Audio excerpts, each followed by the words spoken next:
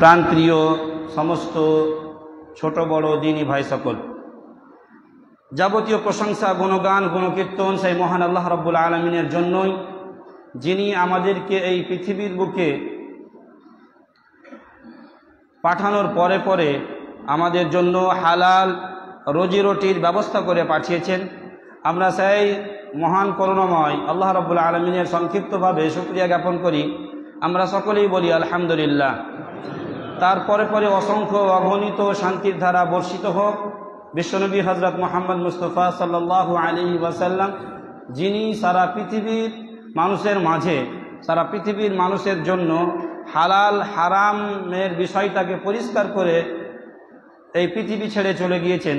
আমরা সেই বিশ্বনবী সাল্লাল্লাহু আলাইহি ওয়াসাল্লামের ওপরে সকলেই দরুদ ও সালাম পাঠ করি। আল্লাহুম্মা সাল্লি ওয়া সাল্লিম ওয়া বারিক আলা নবিয়্যিনা মুহাম্মদ সাল্লাল্লাহু আলাইহি ওয়াসাল্লাম। সম্মানিত হাজিরিন, আলোচনার সংক্ষিপ্ত আলোচ্য বিষয় হচ্ছে হালাল উপার্জনের আবশ্যকতা, হালাল উপার্জনের প্রয়োজনীয়তা।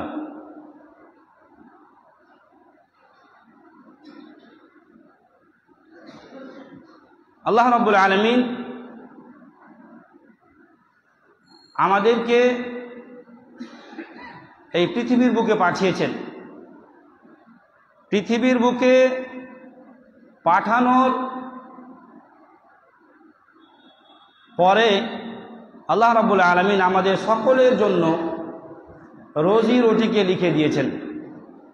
আল্লাহ রাব্বুল আলামিন এই পৃথিবীতে কি হবে, পৃথিবীতে একটা মানুষ কিভাবে জীবনযাপন করবে, একটা মানুষ কিভাবে চলাফেরা করবে, একটা মানুষ কি খাবে কি খাবে না, কোন কাজ করবে কোন কাজ করবে না, কোন কাজের সাথে জড়িত থাকবে এবং তার সেই কাজটা হালাল হবে কি হারাম হবে, এই পৃথিবীর সৃষ্টির 50 বছর আগে আল্লাহ রাব্বুল আলামিন সেটা লিপিবদ্ধ করে দিয়েছেন, লিখে দিয়েছেন।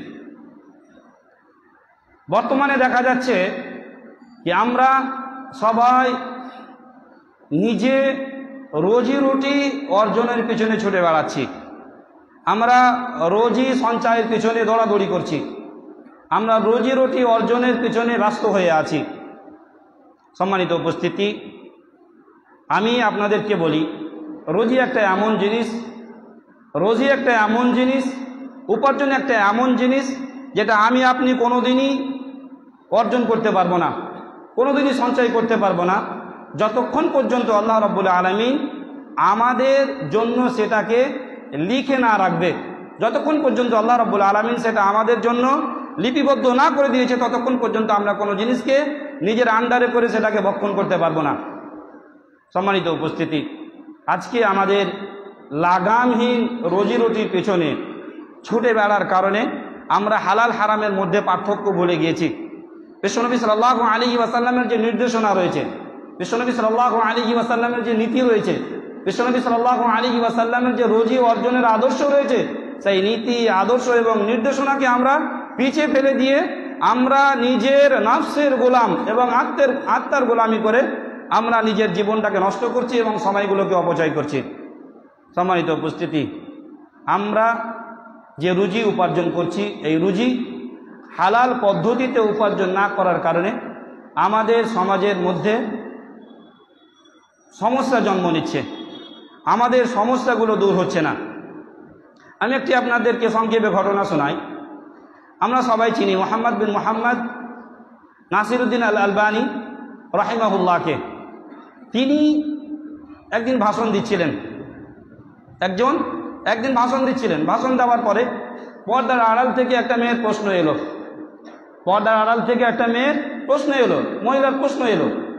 প্রশ্নতে তিনি প্রশ্ন করছেন কি, আমি প্রথমে ইবাদত বান্দেগি করতাম, তো ইবাদত বান্দেগিতে আমি মজা পেতাম, আল্লাহর ইবাদতে আমি শান্তি পেতাম, আল্লাহর ইবাদতে আমি তৃপ্তি পেতাম, আল্লাহর ইবাদতের দিকে মনটা আমার সব সময় লেগে থাকতো, চাহিদাটা আমার লেগে থাকতো। কিন্তু এখন আমি আল্লাহর ইবাদতে মজা পাচ্ছি না। ইবাদতের যে স্বাদ, প্রকৃত শান্তি, প্রকৃত প্রশান্তি, সেই স্বাদ আমি নিতে পারছি না। আল্লামা নাসিরউদ্দিন আলবানী রাহিমাহুল্লাহ এনাকে জিজ্ঞাসা করছেন, তোমার সাথে তোমার স্বামীর সম্পর্ক কেমন, তোমার সাথে তোমার স্বামীর সম্পর্ক কেমন। যেমনই এই কথাটুকু বলা, তেমনই মেয়ে নিজের প্রশ্নের উত্তর পেয়ে গেলেন, মেয়েটা নিজের প্রশ্নের উত্তর পেয়ে গেলেন। সম্মানিত উপস্থিতি, এখান থেকে আমাদের চিন্তা ভাবনা করার দরকার আছে। আমাদের এখান থেকে ভাবনায় গিয়ে গভীরে পৌঁছানোর দরকার আছে। কি আল্লামা আলবানী রাহিমাহুল্লাহ কি এমন একটা প্রশ্ন করলেন যে প্রশ্নতেই মেয়েটার উত্তর ছুপায়িত ছিল, লুকায়িত ছিল। সম্মানিত উপস্থিতি, আজকে যদি আমরা নিজের স্ত্রীদেরকে খাওয়াচ্ছি, নিজের স্ত্রীদেরকে খাওয়ানোর পরেও যদি তারা আমাদের আনুগত্য করে না, স্বামীর আনুগত্য করে না, স্বামীর অনুসরণ করে না, তার কারণ হচ্ছে এটা যে আমাদের উপার্জন বৈধ নয়। আমরা ইবাদত বান্দেগি করছি, নামাজ পড়ছি, কিন্তু নামাজে আমাদের ধ্যান থাকে না, নামাজে আমরা প্রকৃত স্বাদ পাই না। আমরা রমজান মাসে না খেয়ে রোজা রাখছি, রমজান মাসে না খেয়ে রোজা রাখার পরেও আমরা প্রকৃতপক্ষে তৃপ্তি পাচ্ছি না। কারণ হচ্ছে আমাদের উপার্জনটা বৈধ নয়। ছেলে মেয়েদেরকে নিয়ে আমাদের কত স্বপ্ন, আমাদের কত আশা, আমাদের কত আকাঙ্ক্ষা, যে ছেলে মেয়েদেরকে আমরা ডক্টর করব, মাস্টার করব, প্রফেসর করব, ইঞ্জিনিয়ার করব, আলিম করব, মাওলানা করব, ইসলামের চিন্তাবিদ বানাবো। তারপরেও আমাদের ছেলে মেয়েগুলো তৈরি হচ্ছে না। যথাসাধ্যভাবে তাদের পিছনে পয়সা ব্যয় করে দেওয়ার পরেও আপনার ছেলে, আমার ছেলে ভালোভাবে তৈরি হচ্ছে না। এর পিছনে কারণ রয়েছে অবৈধ উপার্জন। অবৈধ উপার্জন। আপনি এখান থেকে এখানে যতক্ষণ আছেন ততক্ষণ ভালো আছেন, এখান থেকে যেমনই আপনি বেরিয়ে যাচ্ছেন তেমনই আপনার মসজিদে আসার ইচ্ছা যাচ্ছে না, মসজিদে আসার মন চাইছে না, মসজিদে আসার ইচ্ছা আসছে না। তো এর পিছনে কারণ হচ্ছে অবৈধ উপার্জন, হারাম উপার্জন। সম্মানিত উপস্থিতি, হালাল উপার্জন দ্বীন ইসলামের একটা গুরুত্বপূর্ণ স্তম্ভ, ইম্পর্টেন্ট বিষয়বস্তু। এতটা ইম্পর্টেন্ট, সমস্ত ইবাদত, সমস্ত আমল, সমস্ত উপাসনা বান্দেগি ডিপেন্ড করে আপনার রোজি ভক্ষণের উপরে, আপনার হালাল উপার্জনের উপরে ডিপেন্ড করে, নির্ভর করে। আমরা জানি এই পৃথিবীর বুকে যদি সবচাইতে পাওয়ারফুল এবং শক্তিশালী যদি ইবাদত হয়ে থাকে, তাহলে সেই ইবাদতের নাম কি? সালাত। সেই ইবাদতের নাম কি? সালাত। সালাত ছাড়া একটা মানুষ মুসলিম থাকতে পারে না, সালাত ছাড়া একটা মানুষ মুসলিমদের অন্তর্ভুক্ত থাকতে পারে না, সালাত ছাড়া একটা মানুষ ইসলামের বিধিবিধানকে মেনে নেকির আশা করতে পারে না। তাহলে সালাত হচ্ছে এই পৃথিবীর সব থেকে ইম্পর্টেন্ট জিনিস, সব থেকে পাওয়ারফুল ইবাদত। এই সালাত ছাড়া আমরা যদি ইবাদতের জগতে আরো পাওয়ারফুল ইবাদতের দিকে লক্ষ্য করি, তাহলে দেখতে পাবো রোজা। কি? রোজা একটা এমন মাধ্যম, যে মাধ্যমে আল্লাহ রাব্বুল আলামিনকে সব থেকে বেশি সন্তুষ্ট করা যায়। রোজা একটা এমন ইবাদত, যে ইবাদতের মাধ্যমে সব থেকে বেশি আল্লাহ রাব্বুল আলামিনের সন্তুষ্টি অর্জন করা যায়। কিন্তু কোনো মানুষ যদি নামাজ না পড়ে আর সে যদি রোজা রাখে, তাহলে তার রোজাটা আল্লাহ রাব্বুল আলামিনের দরবারে কার্যকারী হবে? আল্লাহ রাব্বুল আলামিনের দরবারে গ্রহণযোগ্যতা লাভ করতে পারবে না। আল্লাহ রাব্বুল আলামিনের দরবারে অ্যাকসেপ্টেবল হবে না। আল্লাহ নামাজ না পড়ে রোজা রেখে জান্নাতের আশা করা যাবে না। জাহান্নাম থেকে বাঁচার লালসা তার মধ্যে থাকতে পারে না। এছাড়াও যদি আমরা ইবাদতের মধ্যে আরো কিছু ইবাদত, গুরুত্বপূর্ণ ইবাদতকে নিই, তাহলে সেটা হচ্ছে দান। ইবাদতের ক্ষেত্রে পাওয়ারফুল ইবাদতের মধ্যে একটি ইবাদত হচ্ছে কি? দান করা, সাদকা করা। দান করলে আপনি নিজের মায়ের জাহান্নামের কবরের শাস্তিকে কম করতে পারবেন। দান করতে গেলে আপনি নিজের মায়ের, নিজের আব্বার, নিজের দাদুর, নিজের দাদির শাস্তিকে আপনি শেষ করতে পারবেন। দান একটা এমন জিনিস যে দান কাল কিয়ামতের দিনে আপনাকে আল্লাহ রাব্বুল আলামিন নিজের আরশের ছায়ায় স্থান দেবে। দান একটা এত বড় পাওয়ারফুল জিনিস, দান এতটা ইম্পর্টেন্ট এবং গুরুত্বপূর্ণ। কিন্তু আপনি যদি নামাজ না আদায় করেন, আপনি যদি সলাৎ প্রতিষ্ঠিত না করেন, আপনি যদি সলাৎ আদায় না করেন, তাহলে আপনার দান কোনো কাজে আসবে? আমাদের দান কোনো কাজে আসবে? কোনো উপকারে আসবে? আমরা এই পৃথিবীতে হারাম উপার্জন করে আল্লাহ রাব্বুল আলামিনের দরবারে, আল্লাহ রাব্বুল আলামিনের জন্য মিসকিন ফকিরদের মধ্যে আমরা দান করলাম। তারপরে যদি আমরা আশা করি কি আল্লাহ রাব্বুল আলামিন এই দানের বিনিময়ে আমাকে কাল কিয়ামতের দিনে আরশের ছায়ায় স্থান দেবে, তাহলে এই আশা করা যাবে? এই আশা করা যাবে না, এই আশা করা যাবে না। তাহলে নামাজ যদি না পড়ি তাহলে আমার দান কবুল হবে না, আপনার দান কবুল হবে না। নামাজ যদি না পড়ি তাহলে আপনার রোজা কবুল হবে না। নামাজ যদি না পড়ি তাহলে আমাদের আর অন্য যাবতীয় ইবাদত কবুল হবে না, কবুল হবে না। কিন্তু আমি নামাজ পড়ি, আমি নামাজ পড়ি, 5 ওয়াক্তের নামাজ পড়ি। 5 ওয়াক্তের নামাজ এমনভাবে পড়ি যে আমার আগে মসজিদে কেউ প্রবেশ করতে পারে না, আমার পূর্বে মসজিদে কেউ এন্ট্রি মারতে পারে না। এমনকি আপনি তাহাজ্জুদেরও সালাত আদায় করেন, এমনকি আপনি তাহাজ্জুদেরও সালাত আদায় করেন, কিন্তু আপনার উপার্জন যদি অবৈধ হয়, আপনার ইনকাম যদি হারাম হয়, আপনার রোজি রুটির মাধ্যম যদি অবৈধ হয়, তাহলে ওই অবৈধ রোজি রুটি উপার্জনের মাধ্যমে আপনি যে নামাজটা আদায় করবেন, ওই নামাজটাও আল্লাহ রাব্বুল আলামিনের দরবারে গৃহীত হবে না, গ্রহণযোগ্য হবে না, অ্যাকসেপ্টেবল হবে না।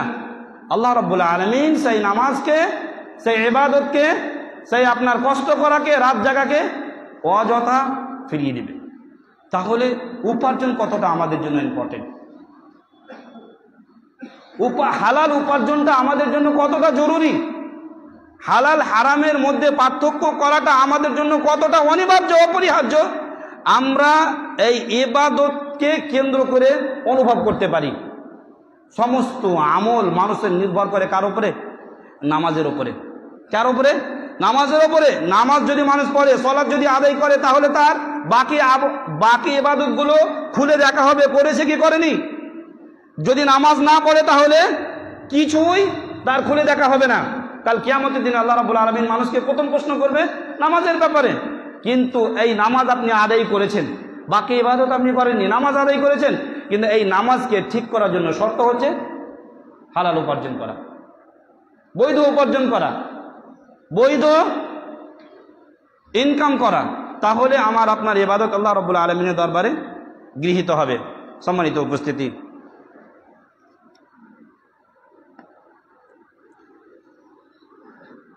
বিশ্বনবী সমস্ত নবীদেরকে আল্লাহ রাব্বুল আলামিন হালাল উপার্জনের ব্যাপারে উদ্বুদ্ধ করছেন কি তোমরা হালাল উপার্জন করো, হালাল উপার্জন করো, হারাম খেও না।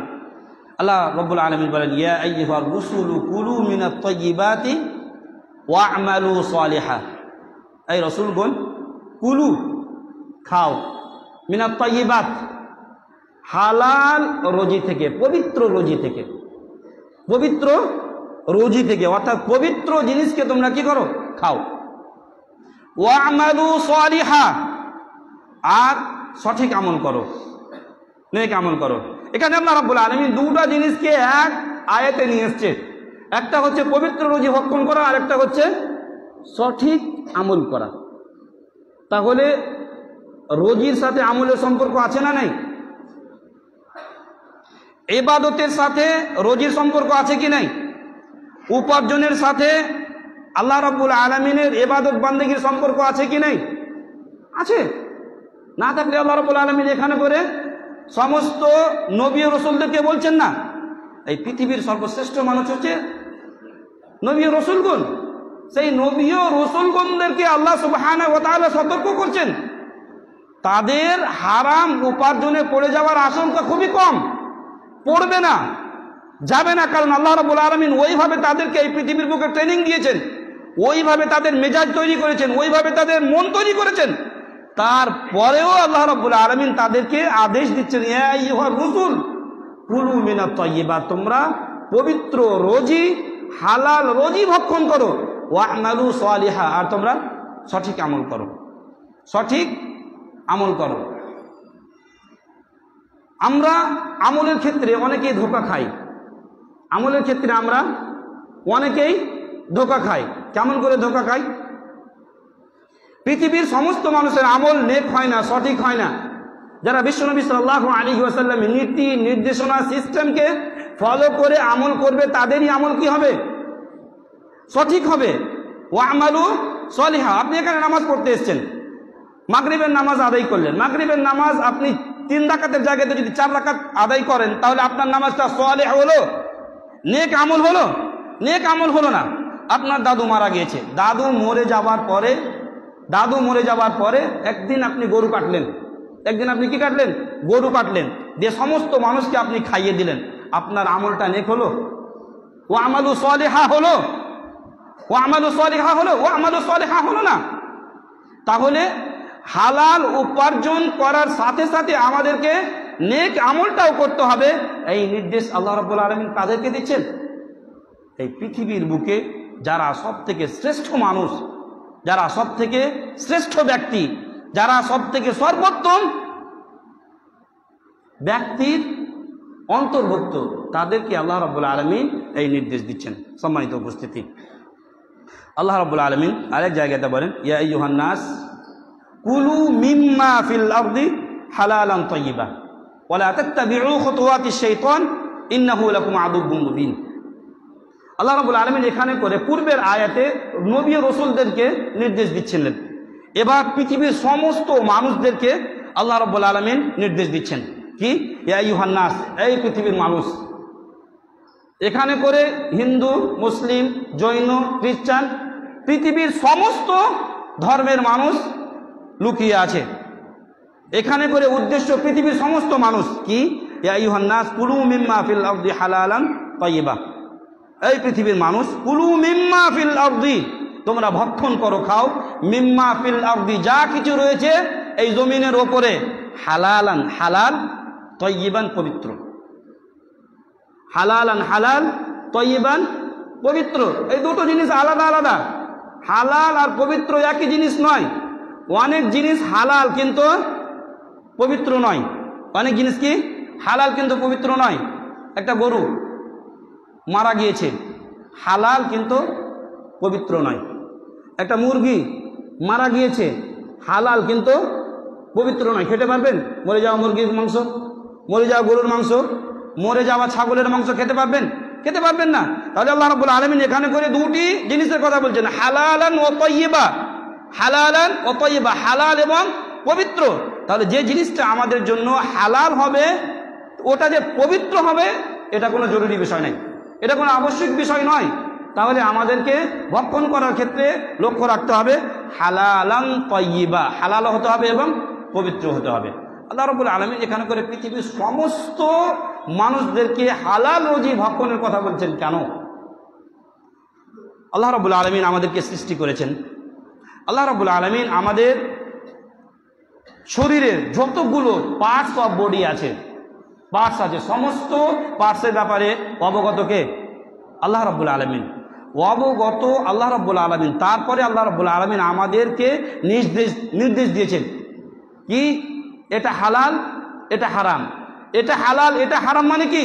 তুমি যদি হালাল বস্তু ভক্ষণ করো তাহলে তোমার শরীর ঠিক থাকবে, হালাল বস্তু যদি তোমরা ভক্ষণ করো তাহলে তোমার শরীর ঠিক থাকবে, আর যদি হারাম বস্তু ভক্ষণ করো তাহলে তোমার শরীর ঠিক থাকবে না। কারণ পার্টস অফ বডির ব্যাপারে জাননেওয়ালা কে? আল্লাহ রাব্বুল আলামিন। আল্লাহ রাব্বুল আলামিন জানার পরে সমস্ত নির্দেশনা মানুষদেরকে দিয়েছে। কার মাধ্যমে? বিশ্বনবী সাল্লাল্লাহু আলাইহি ওয়াসাল্লামের মাধ্যমে। ওয়ালা তাত্তাবিউ খুতুওয়াতিশ শাইতান, আর তোমরা শয়তানের পদাঙ্কন করো না। এখান থেকে বুঝতে পারা যাচ্ছে হালাল হারামের মধ্যে শয়তানের কিন্তু কাজ থাকবে, শয়তানের আবির্ভাব ঘটবে। আমি আপনি যখন হালাল হারামের মধ্যে পার্থক্য করতে যাব, তখন ওখানে শয়তানের কি হবে? এন্ট্রি হবে। শয়তানের কি হবে? এন্ট্রি হবে। শয়তান প্রবেশ করবে। শয়তান প্রবেশ করার পরে আপনাকে বিভিন্ন ধরনের কৌশলে, ছলে বলে আপনাকে কি করবে? হারাম উপার্জনের প্রতি উৎসাহিত করবে, আপনাকে অনেক রকমভাবে আইডিয়া দিবে, অনেক রকমভাবে আপনাকে চিন্তা চেতনা দিবে। তাই আল্লাহ রাব্বুল আলামিন ওই রাস্তাটাও এখানে করে সব পৃথিবীর সমস্ত মানুষের জন্য বন্ধ করেছেন। কি? ওয়ালা তাত্তাবিউ খুতুওয়াতিশ শাইতান, তোমরা শয়তানের পদাঙ্কন করো না, শয়তানের ওয়াসওয়াসায় পড়ে তোমরা হারাম উপার্জন করিও না, শয়তানের ওয়াসওয়াসায় পড়ে তোমরা নিজের শরীরকে নষ্ট করিও না, শয়তানের ওয়াসওয়াসায় পড়ে তোমরা তোমাদের রাসূল এবং আল্লাহ রাব্বুল আলামিনের বিধানকে ইস্তেনাবুদ করিও না, পদদলিত করিও না। ইন্নাহু লাকুম আদুউম মুবিন, জেনে রাখো শয়তান হচ্ছে তোমাদের প্রকাশ্য শত্রু। এই পৃথিবীতে আমাদের যদি সব থেকে বড় কেউ শত্রু হয়ে থাকে তাহলে সেটা হচ্ছে শয়তান।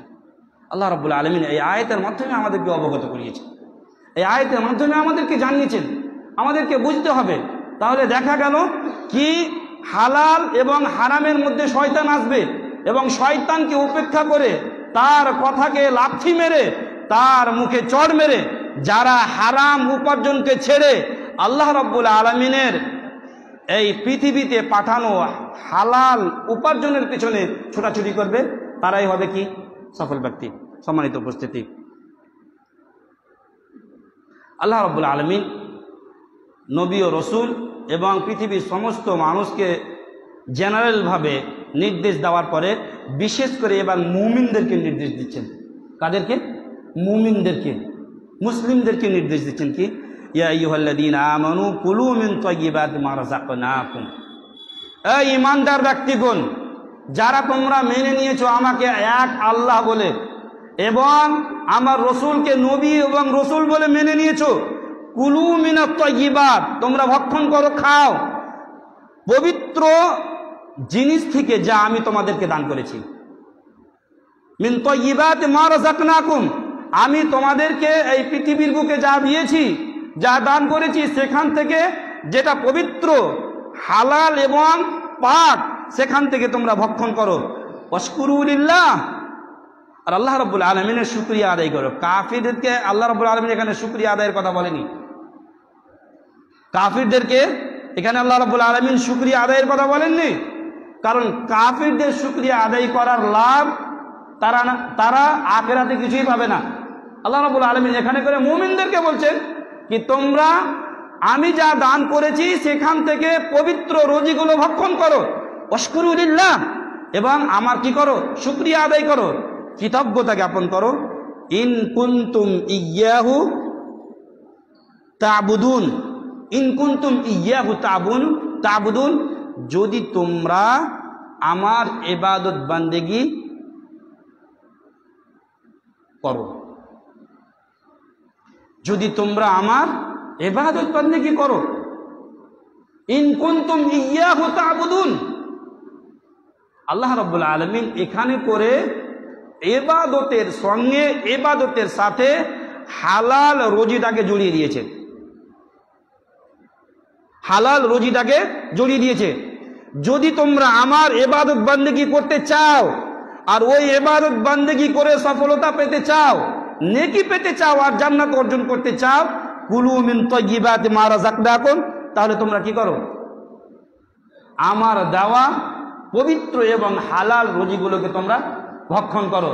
আর আমার দেওয়া পবিত্র রুজিগুলোকে, পবিত্র খাদ্যগুলোকে যদি তোমরা ভক্ষণ না করো, ভক্ষণ না করে হারাম উপার্জন করে যদি তোমরা ভক্ষণ করো, যতই তোমরা ইবাদত বান্দেগি করো না কেন, তোমাদের ইবাদত আল্লাহ রাব্বুল আলামিনের কাছে গৃহীত হবে না। সম্মানিত উপস্থিতি,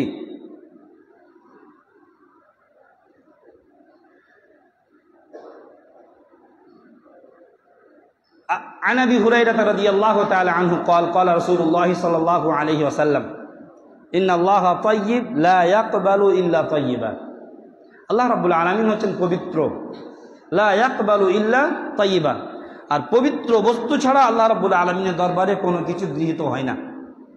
বিড়ির ইনকাম করে আপনি যদি 10 টাকা মসজিদে দান করেছেন, আশা করা ভালো আপনি হয়তো নেকি পাবেন, কিন্তু আল্লাহ রাব্বুল আলামিনের ভাষ্য অনুযায়ী কি সেটা আল্লাহ রাব্বুল আলামিনের দরবারে কবুল হয়নি। দোকানে 50 টাকা জর্দা এবং খৈনি বিক্রি করে হারাম হালাল উপার্জনের সাথে 50 টাকা হারামকে মিশ্রিত করে আপনি যে 15 টাকা মিসকিনকে দান করেছেন, আশা করা ভালো আল্লাহ রাব্বুল আলামিন হয়তো নেকি দিবে, কিন্তু আল্লাহ রাব্বুল আলামিনের ভাষ্য অনুযায়ী আল্লাহ রাব্বুল আলামিনের কাছে আপনার দান কবুল হবে না। কারণ আল্লাহ রাব্বুল আলামিন বলছেন ইন্নাল্লাহা তাইয়্যিব, আমি পবিত্র, লা ইয়াকবালু ইল্লা তাইয়্যিবা, আর পবিত্র ছাড়া, পবিত্র বস্তু ছাড়া আমি গ্রহণ করি না, কবুল করি না। ইন্নাল্লাহা আমারাল মুমিনিনা বিমা আমারা বিহিল মুরসালিন, এই পবিত্র রোজি রুটি এবং খাদ্য ভক্ষণের ব্যাপারে যে নির্দেশনা দেওয়া হয়েছে তোমাদেরকে, এই নির্দেশনা শুধুমাত্র তোমাদের পর্যন্তই সীমাবদ্ধ নয়। এই নির্দেশনা আল্লাহ রাব্বুল আলামিন এই পৃথিবীর সমস্ত নবী ও রাসূলদেরকে দিয়েছিলেন কি তোমরা কুলু মিনাত তাইয়্যিবাত, হালাল রুজি ভক্ষণ করো, ওয়া'মালু সালিহা, আর তোমরা নেক আমল করো। তারপরে আল্লাহ রাসূল সাল্লাল্লাহু আলাইহি ওয়াসাল্লাম একটি ঘটনা বর্ণনা করছেন সংক্ষেপে, একটি ঘটনা বর্ণনা করছেন সংক্ষেপে।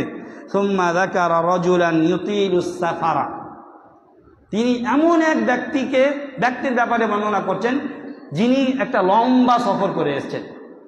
আশআতা, তিনার চুলগুলো উস্কো খুস্কো হয়ে আছে, এলোমেলো হয়ে আছে। আকবারা, এবং চেহারা ধুলো মিশ্রিত হয়ে আছে, চেহারাতে ধুলো মিশ্রিত হয়ে আছে, ক্লান্ত হয়ে আছে। ইয়ামুদ্দু ইয়াদাইহি ইলাস সামাই, তারপরে তিনি আল্লাহ রাব্বুল আলামিনের দরবারে ইয়াদাইহি, নিজের দুই হাতকে ছাড়িয়ে দিয়েছেন, নিজের দুই হাতকে পাতিয়ে দিয়েছেন। পাতিয়ে দিয়ে তিনি বলছেন ইয়া রব্বি ইয়া রব, আল্লাহ গো, আমি অনেক অসুবিধায় আছি, অনেক কষ্টে আছি, অনেক দুঃখে আছি, তুমি আমার অসুবিধা, কষ্ট, দুঃখকে দূর করো, দুঃখকে দূর করো। আল্লাহ রাসূল সাল্লাল্লাহু আলাইহি সাল্লাম তারপরে বলছেন ওয়ামালবাসুহু হারামুন, তিনি যে পোশাক পরিধান করে আছে সেটা হারাম। ওয়ামাতআমুহু হারামুন, তিনি যে খাবারটা গ্রহণ করে সেটা হারাম। ওয়ামাশরাবুহু হারামুন, তিনি যে পানিটা পান করে সেটাও হারাম। ফান্না ইস্তাজাবু লাহ, আল্লাহ রাব্বুল আলামিন তার দোয়া কেমনে কবুল করবে? বুঝা কি গেল? আপনি যতই কষ্টে থাকেন না কেন, যতই আপনি অসুবিধায় থাকেন না কেন, আপনার উপার্জন যদি হারাম হয়, আপনার সঞ্চয় যদি অবৈধ হয়, আপনি যতই আল্লাহ রাব্বুল আলামিনের দরবারে দোয়া করেন না কেন, কান্নাকাটি করেন না কেন, নিরিবিলি একাকিত্ব হয়ে আল্লাহ রাব্বুল আলামিনকে যতই ডাকেন না কেন, ফান্না ইস্তাজাবা, আল্লাহ রাব্বুল আলামিন আপনার দোয়া কবুল করবে না। এই কথা কে বলছেন? বিশ্বনবী সাল্লাল্লাহু আলাইহি ওয়াসাল্লাম। 5 লাখ দিনে বিড়ি বিক্রি করে চেয়েছি, ইচ্ছা করেছি মাওলানা বেটাকে ভালো মাওলানা করব, দিয়ে কোনো আলিমের কাছে গেলেন, দিয়ে আলিম বলছেন কি আপনি তো টাকা পয়সা খরচ করছেন, হয় না, তো আল্লাহ রাব্বুল আলামিনের কাছে দোয়া করেন, কারণ দোয়া করতে গেলে আল্লাহ রাব্বুল আলামিন ফিরিয়ে দেয় না, দোয়া করলে ফিরিয়ে দেয় না। দিয়ে আপনি দোয়া করতে লেগেছেন, তারপরেও আপনার স্বপ্ন পূর্ণ হয় না, আশা পূর্ণ হয় না। কেমন করে পূর্ণ হবে? কারণ আল্লাহ রাসূল সাল্লাল্লাহু আলাইহি ওয়াসাল্লামের নির্দেশনাকে উপেক্ষা করে আপনি নিজের মনের মতো জীবনযাপন করছেন। হারাম উপার্জন খেয়ে, অবৈধ ইনকাম খেয়ে আল্লাহ রাব্বুল আলামিনের দরবারে আপনার ইবাদত কবুল হবে না, আপনার দোয়াও কবুল হবে না। বেটি আপনার খুব সুন্দর, মাদ্রাসায় আপনি পড়িয়েছেন, মাদ্রাসায় পড়িয়েছেন, মাদ্রাসায় পড়ানোর পরে আপনি চাইছেন কি আমি একটা ভালো আলেম জামাই নিব, মাদানী জামাই নিব, দিয়ে কোনো রকমভাবে মিলিয়ে দেখছেন হচ্ছে না, তারপর আপনি আল্লাহ রাব্বুল আলামিনের কাছে অসহায় নিরুপায় হয়ে এসে দোয়া করছেন, তারপরেও আপনার দোয়া আল্লাহ রাব্বুল আলামিন কবুল করে না, কারণ আপনার আশা পূর্ণ হয় না। কেমন করে হবে? আল্লাহ রাসূল সাল্লাল্লাহু আলাইহি সাল্লাম বলছেন একটা মানুষ কষ্টে আছে, দুঃখে আছে, সফর করে এসছে, মুসাফিরের দোয়া কোনোদিনই বৃথা যায় না, মুসাফিরের দোয়া কোনোদিনই বৃথা যায় না, একটা মাজলুম ব্যক্তির দোয়া কোনোদিনই বৃথা যায় না। এখানে করে সেই ব্যক্তিটা মুসাফির, ইউতিলুস সাফারা, লম্বা সফর করে এসেছিলেন, ক্লান্ত হয়েছিলেন, তারপরে আল্লাহ রাব্বুল আলামিনের দরবারে হাত উঠাচ্ছেন, আল্লাহ গো আমি অনেক কষ্টে আছি, তুমি আমার কষ্টকে দূর করে দাও। আল্লাহ রাসূল বলছেন ওয়ামাতআবুহু হালালুন হারামুন ওয়ামাশরাবুহু হারামুন ওয়ামালবাসুহু হারামুন ফাআন্না ইস্তাজাবু লাহ, যে সে যেটা পড়ে আছে সেটাও হারাম, সে যেটা খায় ওটাও হারাম, সে যেটা পান করে ওটাও হারাম, তার দোয়া কেমন করে কবুল হবে? তাহলে হারাম উপার্জন করে ছেলে মেয়েদেরকে খাইয়ে আপনি যদি আশাগুলোকে পূর্ণ করতে চান, তাহলে আপনি কোনোদিনই নিজের আশা পূর্ণ করতে পারবেন না। সম্মানিত উপস্থিতি, নুমান ইবনে বাশীর রাদিয়াল্লাহু তাআলা আনহু থেকে বর্ণিত, উনি বলছেন, আমি আল্লাহ রাসূল সাল্লাল্লাহু আলাইহি ওয়াসাল্লামকে বলতে শুনেছি কি, আল হালালু বাইয়িন ওয়াল হারামু বাইয়িন। হালাল একদম দিনের আলোর মতো উজ্জ্বল, ওয়াল হারাম, আর হারামও হচ্ছে বাইয়িন, দিনের আলোর মতো উজ্জ্বল। ওয়া বাইনাহুমা মুশতাবিহাতুন, আর হালাল হারামের মধ্যে যে বিষয়গুলো রয়েছে সেগুলো হচ্ছে সন্দেহজনক। সেগুলো হচ্ছে কি? সন্দেহজনক।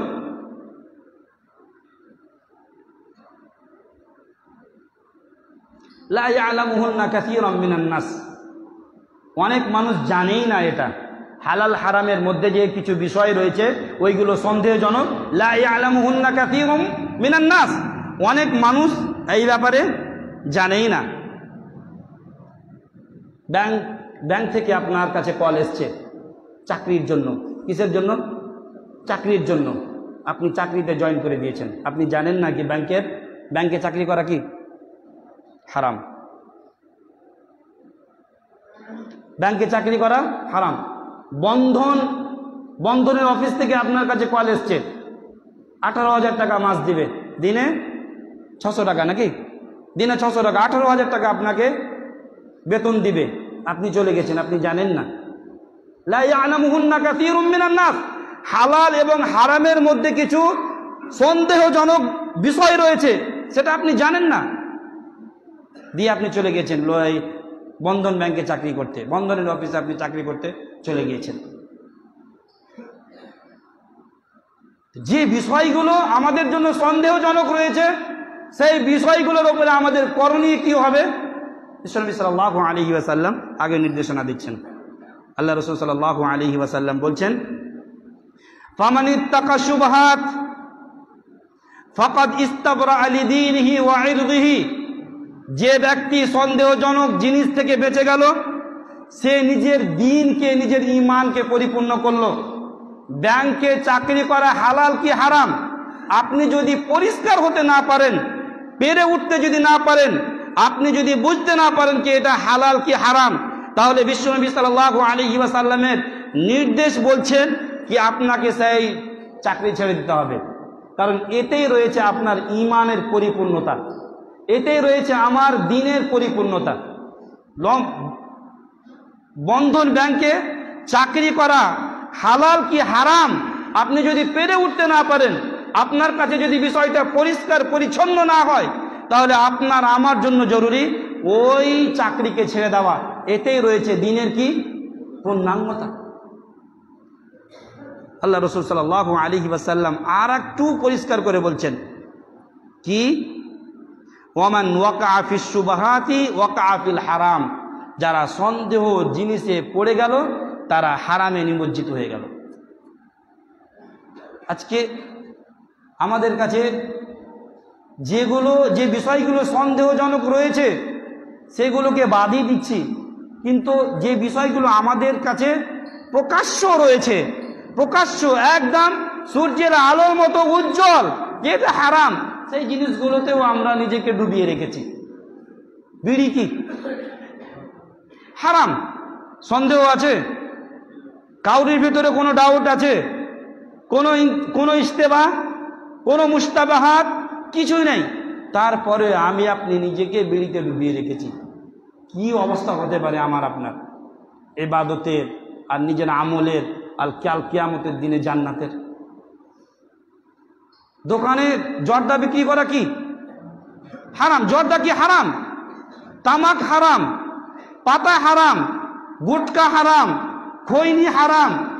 এমনকি যে সমস্ত জিনিস খেতে গেলে নেশা হয়, মানুষ নিজের আকলকে হারিয়ে ফেলে, নিজের ধ্যানকে হারিয়ে ফেলে, সেই জিনিসই হারাম। এইগুলো আমাদের কাছে প্রকাশ্য এবং পরিষ্কার, তারপরে আমরা ছাড়তে পারছি না। বিশ্বনবী সাল্লাল্লাহু আলাইহি ওয়াসাল্লাম এখানে করে বলছেন, ওয়ামানিত তাকা আশ-শুবহাত, যে শুবহাত থেকে বেঁচে গেল, সে নিজের দিনকে পূর্ণতা দিল, সে নিজের দিনকে পূর্ণতা দিল, মানে পূর্ণাঙ্গতা দিল। ওয়ামান ওয়াকা ফি শুবহাত, আর যে সন্দেহজনক জিনিসে পড়ে গেল, সে হারামে নিমজ্জিত হয়ে গেল। কার রাই, ওই চারওয়াহার মতো, ওই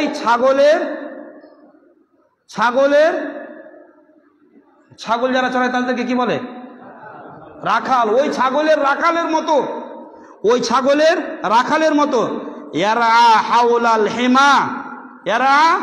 হাওলাল হেমা, যে সীমারেখাতে কি করছে? ছাগল চড়াচ্ছে, যে সীমারেখাতে ছাগল চড়াচ্ছে। ইউশিকু আন ইয়ারতা ফীহি, আর ভয় রয়েছে, তার আশঙ্কা রয়েছে কি সে নিজের সীমারেখাকে অতিক্রম করে তার ছাগল অন্যের সীমারেখাতে পৌঁছে যাবে, তারপরে আল্লাহ রাসূল সাল্লাল্লাহু আলাইহি সাল্লাম বলছেন, আলা শুনো, ওয়া ইন্না লিকুল্লি মালাকিন হিমা, প্রত্যেকটা বাদশার জন্য একটা সীমারেখা রয়েছে। আলা ওয়া ইন্না হিমাল্লাহি মাহারিমুহু, আর আল্লাহ রাব্বুল আলামিনের সীমারেখা হচ্ছে হালাল আর হারাম। প্রত্যেকটা বাদশার জন্য কি রয়েছে? একটা সীমারেখা রয়েছে। ভারত এবং পাকিস্তানের একটা সীমারেখা আছে, পাকিস্তান আর বাংলাদেশের একটা সীমারেখা রয়েছে, আফগানিস্তান আর ভারতের একটা সীমারেখা রয়েছে। প্রত্যেকটা বাদশার একটা সীমারেখা রয়েছে। আর আল্লাহ রাব্বুল আলামিনের সীমারেখা কি? হালাল আর হারাম। যেমনই আপনি হালালকে উপেক্ষা করবেন, তেমনই আপনি কোথায় গিয়ে পড়বেন? হারামে গিয়ে পড়বেন। আর আপনি যেমনই হারামকে উপেক্ষা করবেন, তেমনই আপনি হালালে এসে পড়বেন। সম্মানিত উপস্থিতি, আল্লাহ রাসূল সাল্লাল্লাহু আলাইহি সাল্লাম আরো বলছেন, আলা শুনো, ওয়া ইন্না ফিল জাসাদি মুদগাহ, প্রত্যেকটা মানুষের শরীরে একটা গোশতের টুকরা রয়েছে, মুদগাহ একটা টুকরা রয়েছে। ইদা সলুহাত সলুহাল জাসাদু কুল্লু, সেই টুকরোটা যদি ঠিক থাকে তাহলে তার পুরো শরীরটা ঠিক থাকে। ওয়া ইদা ফাসাদাত ফাসাদাল জাসাদু কুল্লু, আর যদি সেই টুকরোটা নষ্ট হয়ে যায়, খারাপ হয়ে যায়, তাহলে তার শরীরটা পুরো নষ্ট হয়ে যায়, বেকার হয়ে যায়। আলা ওয়াহিয়াল কলব, আর সেটা হচ্ছে অন্তর। আপনার শরীরকে নিয়ন্ত্রণ করেন আপনার অন্তর, আপনার দিল, আপনার হৃদয়। আল কলব, আপনার অন্তরটা যদি ভালো থাকে, তাহলে আপনার ওপরের বাকি আমলগুলো ভালো হবে, বাকি কাজগুলো ভালো হবে, বাকি ইবাদতগুলো ভালো হবে। আর আপনার অন্তর, আপনার হৃদয়, আপনার কলব, আপনার দিল যদি খারাপ হয়ে যায়, অসুস্থ হয়ে যায়, অকেজ হয়ে যায়, তাহলে আপনার ওপরের ইবাদত বন্দেগীগুলো সব নষ্ট হয়ে যাবে, বেকার হয়ে যাবে। সম্মানিত উপস্থিতি, তাহলে হালাল এবং হারাম হচ্ছে আল্লাহ রাব্বুল আলামিনের একটা সীমারেখা। আমরা যদি হালালের সীমারেখাতে থাকতে চাই, তাহলে হারাম থেকে আমাদেরকে বাঁচতে হবে, হারাম উপার্জন থেকে আমাদেরকে দূরে থাকতে হবে, অবৈধ ইনকাম থেকে আমাদেরকে দূরে থাকতে হবে। তাহলে কিন্তু আমরা হালালের গণ্ডিতে থাকতে পারবো, হালালের সীমারেখাতে থাকতে পারবো। আর যদি আমরা হালালের সীমাকে অতিক্রম করে যাই, তাহলে আমাদের জন্য হারামের সীমারেখাতে পড়ে যাওয়াটা আবশ্যিক। তারপরে যে বিষয়গুলো আমাদের জন্য সন্দেহজনক থেকে গিয়েছে, সন্দেহজনক রয়ে গিয়েছে, ওই বিষয় থেকে নিজেকে দূরে সরিয়ে রাখাই আমাদের জন্য শ্রেয়। ওই রকমটাই, যেরকমটা একটা রাখাল যেন নিজের মালিকের জমির যে সীমারেখা রয়েছে, ওই সীমারেখাতে যেন নিজের ছাগলকে না চড়ায়। কারণ ওই সীমারেখাতে যদি ছাগলকে চড়ায়, তাহলে পাশের জমিতে সে মুখ লাগিয়ে দিতে পারে। আর পাশের জমিতে যখনই সে মুখ লাগাবে, তখনই সেই মুখ লাগাটা হয়ে যাবে কি? হারাম।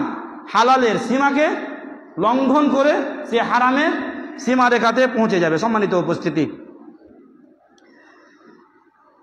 হারাম উপার্জন মানুষের জীবনে বরকত নিয়ে আসে, হালাল উপার্জন মানুষের জীবনে বরকত নিয়ে আসে।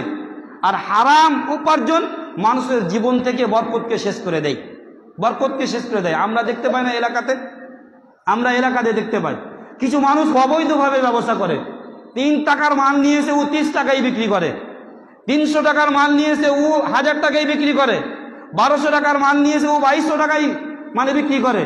2-4 দিন গেল, 2-4 দিন মানে যাওয়ার পরে দেখা গেল আপনি একবার খবর নিলেন কে সেই ব্যবসা গুটিয়ে দিয়েছে, বন্ধ করে দিয়েছে।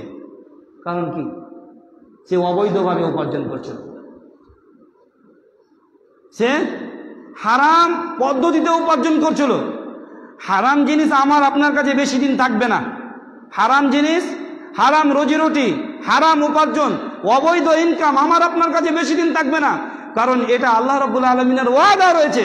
আল্লাহ রাব্বুল আলামিন বলেন ইয়ামহাকুল্লাহু রিবা ওয়া ইরবিস সাদাকাত। আল্লাহ রাব্বুল আলামিন সুদকে মিটাতে এসেছে, সুদকে মিটিয়ে দেবে, ওয়া ইরবিস সাদাকাত, আর সাদাকাতকে দানকে বাড়িয়ে দেবে।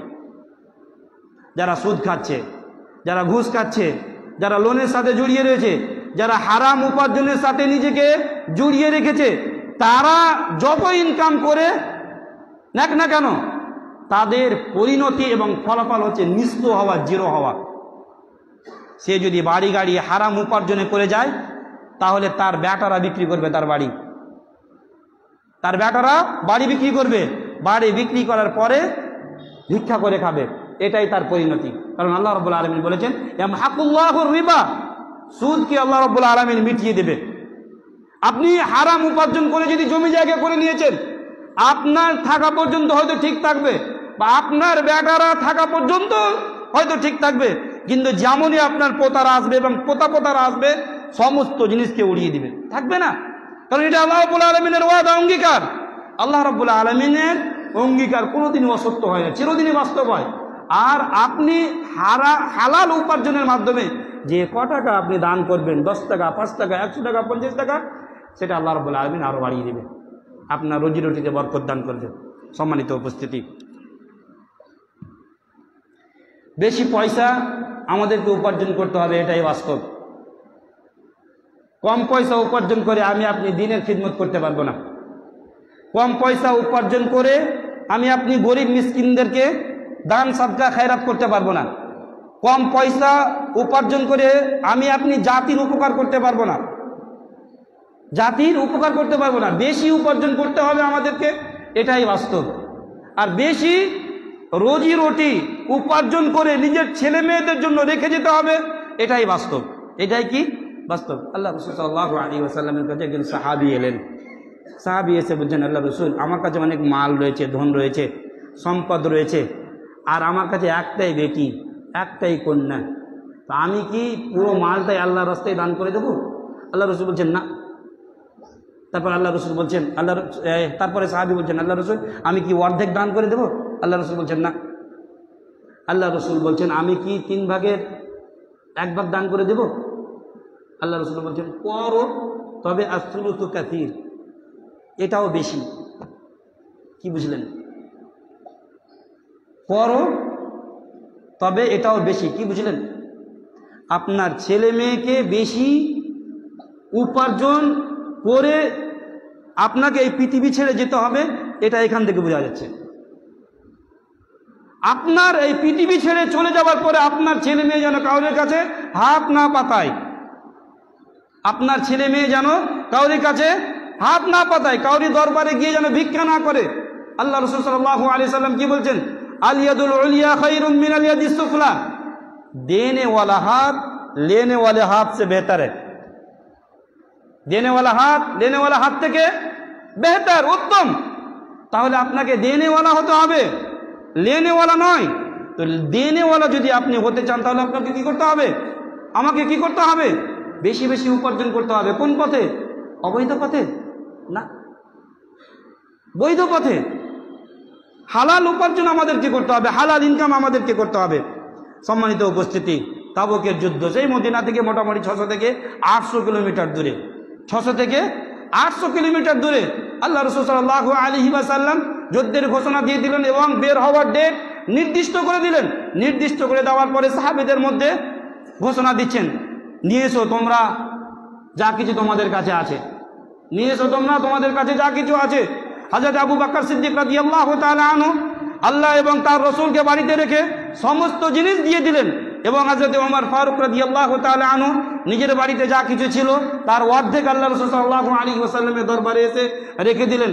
আর হযরত ওসমান বিন আফফান রাদিয়াল্লাহু তাআলা আনহু তিনি কি করলেন? তিনি ঘোষণা দিলেন।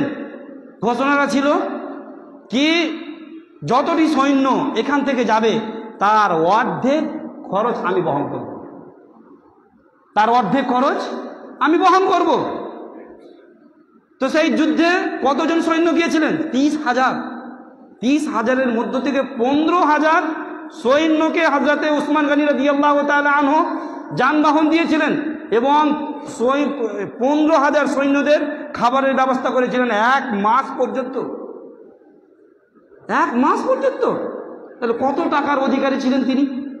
কত টাকা উপার্জন করতেন? কত টাকা তিনি ইনকাম করতেন? আমার আপনার ধারণা আছে? তাহলে বেশি ইনকাম আমাদেরকে করতে হবে, বেশি উপার্জন আমাদেরকে করতে হবে, এটাই বাস্তব। ইসলাম আমাদেরকে এটাই বলছে। তবে হালাল এর সীমারেখাতে থেকে, হালালের গণ্ডিতে থেকে বৈধ পথে আমাদেরকে উপার্জন করতে হবে, তাহলে আমাদের বরকত হবে। আল্লাহ রাসূল সাল্লাল্লাহু আলাইহি ওয়াসাল্লামের স্ত্রী হযরত খাদিজা রাদিয়াল্লাহু তাআলা আনহা যখনই যে সময় বিন্দু পরিমাণ পয়সার দরকার হতো হযরত খাদিজা রাদিয়াল্লাহু তাআলা আনহাকে বলতেন, খাদিজা তোমার কাছে কিছু আছে দাও। কিসের জন্য? দিনের জন্য। খাদিজা তোমার কাছে কিছু আছে দাও, দিনের জন্য। তাহলে এখানে আমাদেরকে বেশি বেশি উপার্জন করতে হবে, এটাই বোঝা যাচ্ছে। সম্মানিত উপস্থিতি, সম্পদ এটা অবশ্যই আমার আপনার জন্য একটা পরীক্ষা, আর দুনিয়ার একটা ঝাকঝিক্য জিনিস। আল মালু ওয়াল বানুনা জিনাতুল হায়াতিদ দুনিয়া। তবে সম্পদ যদি আমাদের কাছে হালাল হয় আর আমাদের মেজাজটা যদি দ্বীনি হয়, তাহলে এটা আমাদের জন্য আল্লাহ রাব্বুল আলামিনের পক্ষ থেকে ফজল মানে অনুগ্রহ। ফজল মানে অনুগ্রহ। সম্পদ আমাদের জন্য অনুগ্রহ। কেমন করে? আল্লাহ রাসূল সাল্লাল্লাহু আলাইহি ওয়াসাল্লামের কাছে কিছু সাহাবী এসে শিকায়ত করছেন, আল্লাহ রাসূল, আমাদেরকে আল্লাহ রাব্বুল আলামিন অত বেশি মাল দেয়নি, আমাদের মধ্যে কিছু মানুষকে খুবই ধন সম্পদ দিয়েছে। তো দেখতে পাওয়া যাচ্ছে কি তারা কি করছে, মানে তারাও ইবাদত করছে, আমরাও ইবাদত করছি, কিন্তু তারা মালের মাধ্যমে দান খায়রাত সাদকাত করে আমাদের চেয়ে নেকিতে বেশি এগিয়ে যাচ্ছে। আল্লাহ রাসূল সাল্লাল্লাহু আলাইহি ওয়াসাল্লাম তাদেরকে বললেন কি তোমরা তাসবিহ পড়ো, সুবহানাল্লাহি ওয়াল হামদুলিল্লাহ। কখন? নামাজের পরে। নামাজের পরে তোমরা তাসবিহ পড়ো। তাসবিহ পড়তে গেলে বেশি নেকি পাওয়া যায়। 2-4 দিন গেল। 2-4 দিন যাওয়ার পরে যারা পয়সাওয়ালা ব্যক্তি তারাও কিন্তু জেনে গেল বিষয়টা। 2-4 দিন পরে জেনে গেল যে তারাও এই আমলটা করতে লাগলো। তারাও এই আমলটা করতে লাগার পরে আল্লাহ রসুলের কাছে ওই সাহাবীগণ এসে আবার শিকায়ত করছেন, অভিযোগ করছেন, আল্লাহ রসুল, আপনি যে আমলটা আমাদেরকে শিখিয়ে দিয়েছিলেন ওই আমলটা তারাও করতে লেগেছেন। তখন আল্লাহ রসুল সাল্লাল্লাহু আলাইহি ওয়াসাল্লাম বলছেন, হাদা ফাদলুল্লাহ ইউতিহি মান ইয়াশা। এটা হচ্ছে মাল, হচ্ছে আল্লাহ রাব্বুল আলামিনের পক্ষ থেকে তাদের উপরে করা অনুগ্রহ। আল্লাহ রাব্বুল আলামিন যাকে চায় তাকে দান করে। সুবহানাল্লাহ। তাহলে দেখেন, তাহলে হালাল উপার্জনের মাধ্যমে যদি আপনার কাছে বেশি মাল এসেছে আর আপনি যদি দান খায়রাত সাদকাত করেন, তাহলে আল্লাহ রাব্বুল আলামিনের পক্ষ থেকে আপনার উপরে করা বিশেষ রহমত, বিশেষ অনুগ্রহ। সম্মানিত উপস্থিতি, আমি একটি হাদিস বলে আমি আমার বক্তব্য শেষ করবো ইনশাআল্লাহ। আবু হুরায়রা রাদিয়াল্লাহু তাআলা আনহু থেকে হাদিসটি বর্ণিত। উনি বলছেন কি আল্লাহ রাসূল সাল্লাল্লাহু আলাইহি সাল্লাম বলছেন, লা আখশা আল ফাকরা আলাইকুম, আমার উম্মত দরিদ্র হয়ে যাবে, অসহায় হয়ে যাবে, এই বিষয় নিয়ে আমি ভয় করি না। আমার উম্মত দরিদ্র হয়ে যাবে, অসহায় হয়ে যাবে, গরিব হয়ে যাবে, টাকা পয়সা থাকবে না, আমি এই বিষয় নিয়ে ভয় করি না। ভয়টা কিসের?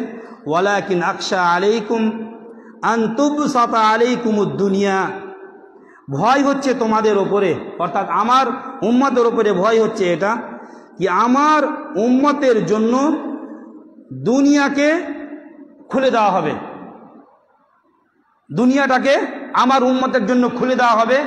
এই জিনিসটাই আমাকে ভয় করাচ্ছে। দুনিয়াটা আমার উম্মতের জন্য খুলে দেওয়া হবে। এর মানে কি? মানে রোজি রুটির যে প্রশস্ততা রয়েছে ওই প্রশস্তটাকে আল্লাহ রাব্বুল আলামিন উন্মুক্ত করে দেবে। আর ওই উন্মুক্ত করে দেওয়ার ফলে মানুষ হালাল এবং হারামের মধ্যে পার্থক্য করাকে ভুলে যাবে। ফাতানাফাসুহা, তারা উপার্জনের ক্ষেত্রে একে অপরের সাথে কম্পিটিশন করবে। কামা তানাফাসুহা, যেরকম ভাবে পূর্বের কিছু উম্মত, পূর্বের কিছু সম্প্রদায় রোজি রুটি উপার্জন করার ক্ষেত্রে হালাল এবং হারামের মধ্যে পার্থক্য না করেই কম্পিটিশন করেছিল। ওয়াতুলহিয়াকুম কামা আলহাতুহুম, তো সেই দুনিয়া তোমাদেরকে নষ্ট করে দিবে, শেষ করে দিবে, যেরকমটা পূর্বের মানুষকে সেই দুনিয়া শেষ করে দিয়েছিল। সম্মানিত উপস্থিতি, আমরা পিছনের দিকে তাকাই, দাদাদের সময়গুলোকে একটু অনুভব করি, তারা কিভাবে জীবনযাপন করেছিল। তাদের কাছে 3 টাইমের খাবার পর্যাপ্ত পরিমাণে ছিল না। আমি আমার দাদার গল্প করি। আমার দাদা ছিল চাষি এবং বড় চাষি। আমি নিজের চোখে দেখেছি, কি আব্বা গল্প করে কি এলাকার কিছু কিছু মানুষ আমার দাদার বাড়িতে এসে দুপুরের খাবার নিয়মিত খেত। আর আপনি ওই সময়টাকে ছেড়ে এখনকার সময়টা আপনি দেখেন, আমাদের এখন ইনকামের রাস্তাগুলো প্রশস্ত হয়ে গিয়েছে, ইনকামের রাস্তাগুলো সহজ হয়ে গিয়েছে। এই মোবাইলের মাধ্যমে আপনি দিনে হাজার হাজার টাকা ইনকাম করতে পারবেন। আপনি শুয়ে শুয়ে টাকা উপার্জন করতে পারবেন। আপনি একটা ব্যবসার মাধ্যমে হাজার হাজার লক্ষ লক্ষ টাকা আপনি উপার্জন করতে পারবেন। আর এখন আল্লাহ রাব্বুল আলামিন মানুষের জন্য উপার্জনটাকে সহজ করে দিয়েছে, একদম ইজি করে দিয়েছে। এই সময়টা হচ্ছে বিশ্বনবী সাল্লাল্লাহু আলাইহি ওয়াসাল্লামের কাছে ছিল ভয়াবহ সময়, দুঃখের সময়, আশ্চর্যের সময় এবং কষ্টের সময়। আর যদি আমাদের কাছে উপার্জনের মাধ্যমটা প্রশস্ত হয়েছে ঠিক, কিন্তু আপনি বলেন মোবাইলের মাধ্যমে কোন একটা উপার্জন আছে যেটা আমাদের জন্য হালাল? মোবাইল আপনি বিক্রি করতে পারেন, কোনো সমস্যা নেই, কিন্তু আপনি মোবাইলের মাধ্যমে একটা পোস্ট করবেন এবং ওই পোস্ট থেকে আপনি উপার্জন করবেন, এটা শরীয়তে বৈধ? এটা বৈধ? আপনি একটা গান ছেড়ে দিলেন, সাবস্ক্রাইব করে দিল, লাইক করছে, ভিউ দিচ্ছে, আর ফরওয়ার্ডও করছে, দিয়ে আপনি মাস গেলে 3 লাখ 4 লাখ টাকা উপার্জন করছেন, এটা কি শরীয়তে বৈধ? এই প্রশস্তটা মোটামুটি 15 বছর আগে ছিল না, 20 বছর আগে ছিল না। আগে মানুষ মাছ চাষ কে করত না করত বুঝতে পারা যেত না। এখন মানুষ মাছ চাষ যদি করে তাহলে লক্ষ লক্ষ টাকা মাসে ইনকাম করে। মুরগি চাষের ধারণা ছিল আমাদের মধ্যে, ছিল না। এখন মানুষ মুরগির খামার করে লক্ষ লক্ষ টাকা ইনকাম করছে, ছাগলের খামার করে লক্ষ লক্ষ টাকা ইনকাম করছে। তাহলে আল্লাহ সুবহানাহু ওয়া তাআলা ইনকামের রাস্তাটাকে প্রশস্ত করে দিয়েছে, কিন্তু এই ইনকামের রাস্তাটা প্রশস্ত করে দিয়েছে এটারই ভয় ছিল কার? বিশ্বনবী সাল্লাল্লাহু আলাইহি ওয়াসাল্লামের। কি? মানুষ হালাল হারামের মধ্যে পার্থক্য ভুলে যাবে। আজকে আমরা হালাল হারামের মধ্যে পার্থক্য ভুলে গিয়েছি, হালাল হারামের মধ্যে পার্থক্য ভুলে গিয়েছি। সম্মানিত উপস্থিতি, শেষ করে দেব। আয়েশা রাদিয়াল্লাহু তাআলা আনহা থেকে বর্ণিত, উনি বলছেন কানা লি আবি বকর গোলাম, আমার বাপের কাছে একটা গোলাম ছিল। কি ছিল? একটা গোলাম ছিল। আয়েশা রাদিয়াল্লাহু তাআলা আনহা নিজের বাপের ঘটনা বর্ণনা করছেন। তার বাপের নাম কি? আবু বকর সিদ্দিক রাদিয়াল্লাহু তাআলা আনহু, প্রথম খলিফা, বর্ণনা করছেন কানা লি আবি বকর, আমার আব্বুর কাছে একটা গোলাম ছিল। গোলাম ছিল মানে কি? আগেকার নিয়ম ছিল, গোলামের আপনার প্রচলন ছিল, গোলাম কিনে নিতেন। গোলাম কিনে নেওয়ার পরে ওকে নিজের বস্তুর মতো, নিজের সামগ্রীর মতো ব্যবহার করতেন। যেমন এখন আমরা গাড়ি কিনি, গাড়ি কেনার পরে ব্যবহার করি, রিক্সা কিনি, রিক্সা কেনার পরে আমরা ব্যবহার করি। তো এই বিষয়টা হচ্ছে এরকম। আমি একটুখানি বোঝাই আপনাদেরকে। কি? আমি একটা রিক্সা কিনলাম, রিক্সা কিনে কোনো ভাইকে দিয়ে দিলাম, দিয়ে আমি তাকে বললাম কি তুমি যা উপার্জন করবা ওখান থেকে 20 টাকা আমাকে প্রতিদিন দিয়ে দেবা। এই নিয়মটাই ছিল সেই সময়। হযরত আবু বকর সিদ্দিক রাদিয়াল্লাহু তাআলা আনহু গোলাম ছিলেন, গোলাম যা উপার্জন করতেন ওই উপার্জন থেকে একটা জিনিস নির্দিষ্ট করে দেওয়া হয়েছিল কি ওই উপার্জন থেকে তুমি আমাকে 20 টাকা দিবা। আবু বকর সিদ্দিক রাদিয়াল্লাহু তাআলা আনহুর গোলাম একদিন উপার্জন করে ওই উপার্জনের মাধ্যমে কিছু খেজুর কিনে হযরত আবু বকর সিদ্দিক রাদিয়াল্লাহু তাআলা আনহুকে দিলেন। আবু বকর সিদ্দিক রাদিয়াল্লাহু তাআলা আনহুকে দেওয়ার পরে আবু বকর সিদ্দিক রাদিয়াল্লাহু তাআলা আনহু সেটাকে খেয়ে ফেললেন, সেটাকে খেয়ে নিলেন। খেয়ে নেওয়ার পরে গোলাম বলছে আবু বকর সিদ্দিক রাদিয়াল্লাহু তাআলা আনহুকে, আপনি কি জানেন আমি যে জিনিসটা আপনাকে দিলাম ওই জিনিসটা কোথা থেকে এসছে, কোন ইনকাম থেকে এসছে, আপনি কি জানেন? আবু বকর সিদ্দিক রাদিয়াল্লাহু তাআলা আনহু বলছেন, লা আদরি ফি হাদিহি, আমি সেই জিনিসের ব্যাপারে জানি না। তো গোলাম বর্ণনা করছেন কি কুনতু তাকাখান্তু ফিল জাহিলিয়া, আমি জামানা জাহিলিয়াতে কি ছিলাম, কাহিন ছিলাম। কাহিন বলতে গণক। কি ছিলাম? গণক। আমি সেই সময় গণকই করেছিলাম। আর গণকের কাজটা আমি বেশি ভালোভাবে জানতাম না, শুধু মানুষকে বোকা বানানোর জন্য আর পয়সা উপার্জনের জন্য আমি সেই রাস্তাটাকে অবলম্বন করে রেখেছিলাম। আমি সেই সময় একটা মহিলার সাথে গণকি করেছিলাম, গণকি করে কিছু উপার্জন হয়েছিল, ওই টাকাটা আজকে আমি আনতে গিয়েছিলাম, ওই টাকাটা পেয়ে আমি আপনার জন্য কিনে ওই জিনিসটা আমি আপনাকে দিয়েছি। হযরতে আবু বকর সিদ্দিক রাদিয়াল্লাহু তাআলা আনহু ফাআদখালা ইয়াদাহু ফি ফামিহি, তিনি নিজের হাতকে নিজের মুখের ভেতরে বললেন, মুখের ভিতরে ভরার পরে ফাআখরাজাহু, যে জিনিসটা খেয়েছিলেন সেই জিনিসটাকে বের করে ফেলে দিলেন। সম্মানিত উপস্থিতি, এই ছিল সাহাবায়ে কেরাম, যারা হালাল এবং হারামকে কতটা মেনে নিজের জীবনকে অতিবাহিত করতেন। আর আজকে যদি কেউ কোথা থেকে চাল দিতে আসছে, ডাল দিতে আসছে, বা কোনো জায়গা থেকে কিছু দান করতে আসছে, তাহলে আমরা নিজের অবস্থাটাকে ভুলে যাচ্ছি কি সে যে দান করতে এসছে তো ওই দানটা আমার জন্য বৈধ কি অবৈধ, আমার জন্য হালাল কি হারাম, আমরা বিন্দু পরিমাণ ভাবি না। দিতে এসছে মানে নিয়ে নাও, এরকমটাই আমাদের চিন্তা ভাবনা। দিতে এসছে মানে নিয়ে নাও। আমরা জানি যারা খেটে নিজের পেট ভরতে পারবে তাদের জন্য যাকাতের মাল কি হারাম, তাদের জন্য যাকাতের মাল হারাম। যারা খেটে নিজের পেটকে ভরতে পারবে তাদের জন্য যাকাতের মাল হারাম। তাহলে আপনি খেটে নিজের পেট ভরতে পারেন না, আপনি তো ঠিক নিয়মিত প্রত্যেক দিন মাংস খান, প্রত্যেক দিন মাছ খান, প্রত্যেক দিন আপনার বাড়িতে কোনো না কোনো আইটেম, কোনো না কোনো ভালো ডিশ হয়, তারপরেও কেউ আপনার 100 টাকা দিতে এসছে, 50 টাকা দিতে এসছে, আপনি সেটাকে নেওয়ার জন্য ছুটে চলে গেলেন, হালাল হারামের মধ্যে পার্থক্য বলে গেলেন। হযরত হুসাইন রাদিয়াল্লাহু তাআলা আনহু খেজুরের পাশে বসেছিলেন, খেজুরের পাশে বসে থাকার পরে একটা খেজুর নিজের মুখে দিয়ে দিলেন।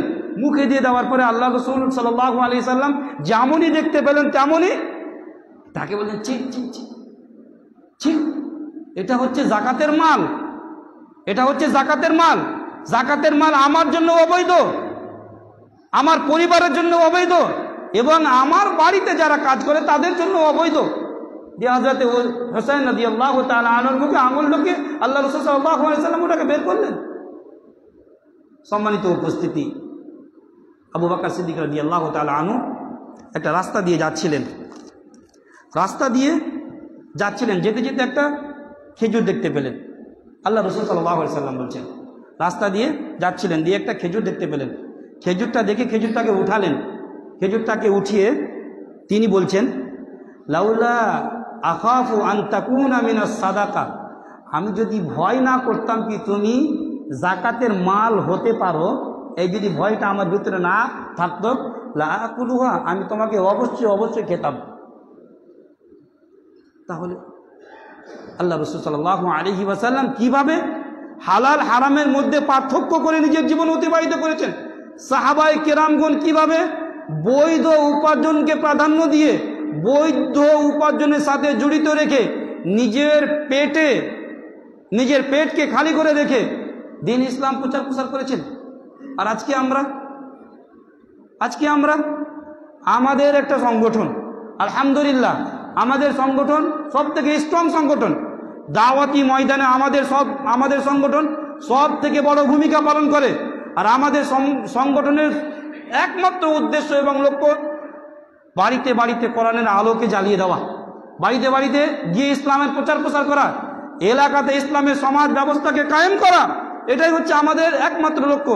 আমাদের লক্ষ্য কোনো পদ গ্রহণ করা নয়, কোনো গদিতে বসা নয়, নেতা হয়ে যাওয়া নয়, মন্ত্রী হয়ে যাওয়া নয়। তাহলে আমরা দ্বীনে ইসলামের জন্য হারাম উপার্জনকে ছাড়তে পারবো না।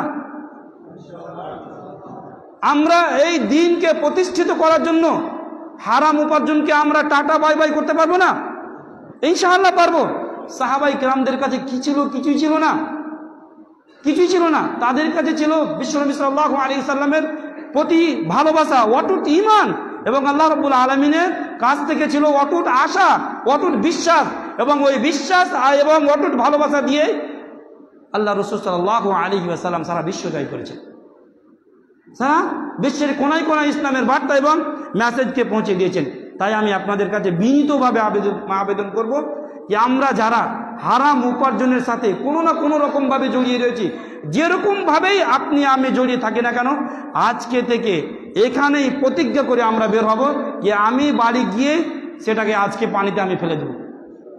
আমি এটাও আশা করব না কিনা ওটা আমি বিক্রি করব, বিক্রি করার পরে পয়সাটা পাবো, পয়সাটা পেয়ে আমি কাজে লাগাবো, এটাও যেন আমার আপনার ভেতরে চিন্তা না আসে, ধারণা না আসে। কারণ আমি একটা জিনিসে বিশ্বাসী, এটা আমার ব্যক্তিগত বিষয়, একটা জিনিসে বিশ্বাসী যে আপনি যদি হারাম উপার্জনের একটা মাধ্যম, একটা রাস্তা বন্ধ করেন, তাহলে আল্লাহ রাব্বুল আলামিন আপনার জন্য হালাল উপার্জনের 10টা মাধ্যম খুলবে ইনশাআল্লাহ, 10টা মাধ্যম খুলবে। তাহলে আমরা যদি এই বিশ্বাসে বিশ্বাসী হই, আর যদি আমরা হালাল উপার্জনকে বরকতময় মনে করি, আর যদি আমাদের সমস্ত রোজি রুটির জিম্মেদারি আল্লাহ রাব্বুল আলামিনকে মনে করি, তাহলে আমরা আজ থেকে ইনশাআল্লাহ হালাল রোজি রুটি ভক্ষণ করব, বেশি বেশি উপার্জন করব, নিজের ছেলে মেয়েদেরকে হালাল উপার্জন করার প্রতি উৎসাহিত করব ইনশাআল্লাহ। আল্লাহ রাব্বুল আলামিন আমাদের সকলকে হালাল রোজি রুটি উপার্জন করার তৌফিক দান করুক, আমরা সকলেই বলি আমিন। আল্লাহ গো, আমাদের মধ্যে যে উপার্জনের অভাব রয়েছে, রোজি রুটিতে অভাব রয়েছে, আল্লাহ তুমি এই অভাবকে দূর করো। আল্লাহ গো, আমাদের জীবনে যে সমস্যাগুলো রয়েছে এই সমস্যাগুলোকে দূর করো। আল্লাহ গো, আমরা মাগরিবের পর থেকে নিয়ে এখনো পর্যন্ত তোমার দ্বীনের খাতিরে এখানে বসে আছি। আল্লাহ তুমি আমাদের এই বসে থাকাকে কবুল করে নাও। এই বসে থাকার মাধ্যমে তুমি আমাদের জীবনের সমস্যাগুলোকে দূর করে দাও, তুমি আমাদের আশাগুলোকে পূর্ণ করে দাও, আমাদের ছেলে এবং মেয়েগুলোকে, স্ত্রীগুলোকে নেক আর সালেহ বানিয়ে দাও। আল্লাহ গো, তুমি আমাদের উপার্জনের মাধ্যমগুলোকে বাড়িয়ে দাও এবং আমাদের রোজি রুটিতে বরকত দান করো। আমিন। আকুলু কওলি হাযা আস্তাগফিরুল্লাহ লি ওয়া লাকুম ওয়া লিসাইরিল মুসলিমিনা ওয়াল মুসলিমাত ফাস্তাগফিরুহু ইন্নাহু হুয়াল গফুরুর রহিম। আসসালামু আলাইকুম ওয়া রাহমাতুল্লাহ।